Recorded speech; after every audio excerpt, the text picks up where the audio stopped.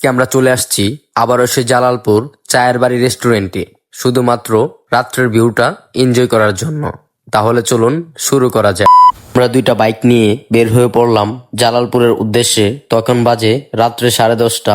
আর রাত্রের বাইক চালানোর শান্তি অন্যরকম লাগে।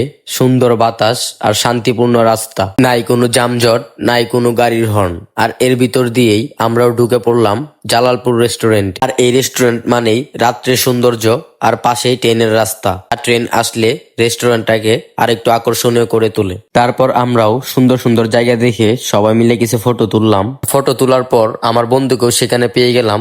বন্ধু এখানে চাকরি করে। তো আমরা সবাই সবার জন্য কফি অর্ডার দিলাম। আর কফির সাথে সাথেও আমরাও রেস্টুরেন্টের সৌন্দর্যটি উপভোগ করতেছিলাম। তারপর কফি খাওয়ার শেষে আমরা বের হয়ে পড়লাম রেস্টুরেন্ট থেকে। আর এটা লোকেশন কিন্তু এখনো অনেকেই জানে না। এটা লোকেশন হচ্ছে জালালপুর বাজার, কিশোরগঞ্জ সদর। তো আজকের ভিডিওটি এই পর্যন্তই। তো সকলেই ভালো থাকবেন, সুস্থ থাকবেন। আসসালামু আলাইকুম।